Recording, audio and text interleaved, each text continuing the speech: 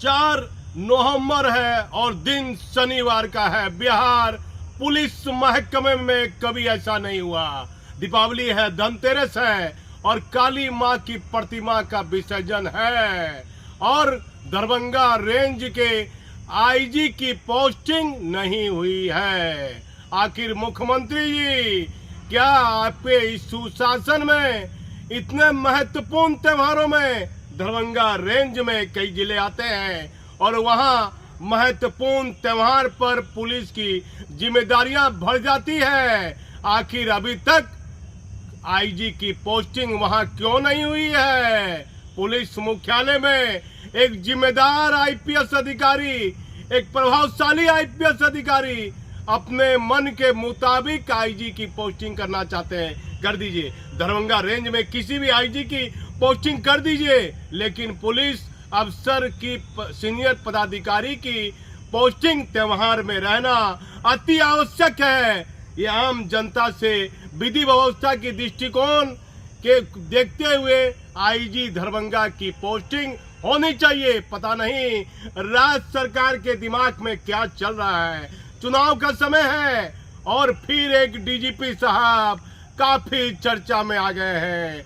बताया जाता है केंद्रीय जांच एजेंसी एक पूर्व रिटायर डीजीपी जो एक महत्वपूर्ण पद पर है, उसके यहाँ छापामारी की चर्चा होने लगी है। मुख्यमंत्री जी और आपके वह करीबी पूर्व डीजीपी बताए जाते हैं, वह जो डीजीपी है एक महत्वपूर्ण पद पर है, उन पर भ्रष्टाचार के कई संगीन आरोप लगे।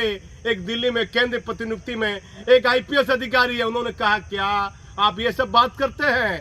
खाली केंद्रीय जांच एजेंसी सिर्फ पता करती है, खाली इंक्वायरी करती है, कुछ नहीं होना है।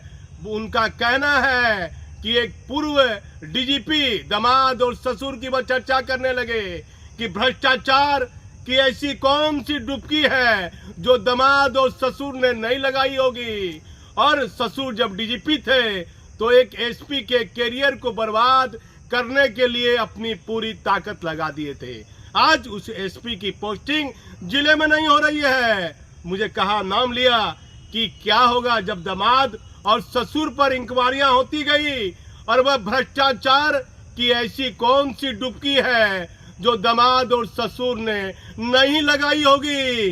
देश में बड़ी बड़ी जांच एजेंसी है, बिहार में एक रिटायर पूर्व डीजीपी की कार्यशैली को लेकर सवाल तो उठता रहा। एक से एक डीजीपी बिहार में रहे, लेकिन रिटायर करने के बाद राज्य सरकार ने उनको एक महत्वपूर्ण पद दे दिया, उस पद पर आ गए। उस पद पर आने के बाद कई तरह के गंभीर आरोप लगने लगे। अब आर्थिक अपराध इकाई के पास कई एफआईआर दर्ज है, लेकिन जांच एजेंसियों का मानना है, चुनाव भी नजदीक है, कि वह डीजीपी बिहार के माननीय मुख्यमंत्री नीतीश कुमार से उनका करीबी गहरा ताल्लुकात है। तो जांच एजेंसी क्या पूर्व डीजीपी के यहाँ किसी प्रकार की कार्रवाई या छापामारी करती है या नहीं, ये कहना कठिन होगा। मैं खबर बनाने का जरिया हूँ। मेरे साथ एक पारिवारिक निजी कारण के कारण एक बात हो गई ऐसी, जिसके कारण मुझे लगता है कि नेगेटिव खबर बनाने से परहेज करना चाहिए। लेकिन मेरा कार्य, पत्रकारिता कार्य ऐसा है कि सच बताने का मैं जरिया हूँ। देश में बड़ी बड़ी जांच एजेंसी है, जब दामाद और ससुर का कुछ नहीं बिगड़ा तो पूर्व डीजीपी का क्या बिगड़ता है।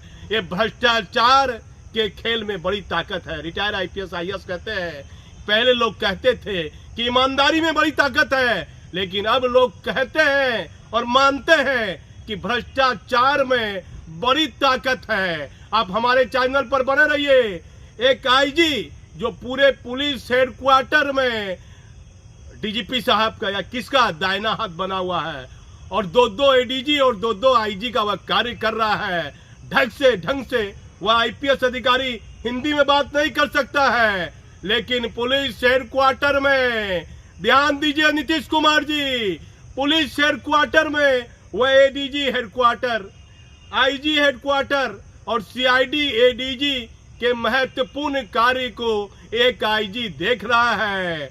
और एक एडीजी जो काफी डीजीपी साहब से करीब थे, भट्टी साहब से अभी भी करीब हैं, लेकिन अचानक उस आईजी का डीजीपी से करीब हो जाना चर्चा का मुख्य केंद्र पुलिस हेडक्वार्टर में बना हुआ है। त्योहार है माननीय मुख्यमंत्री जी, विधि व्यवस्था की स्थिति पर यदि कोई सवाल उठा तो नीतीश कुमार के राजनीतिक करियर में 18 साल 17 साल के मुख्यमंत्री करियर में विधि व्यवस्था की स्थिति पर सवाल नहीं उठा है, तो आखिर दरभंगा रेंज में आईजी की पोस्टिंग क्यों नहीं हो रही है। आप हमारे चैनल पर बने रहिए। मैं भागलपुर से दीपक नौरंगी।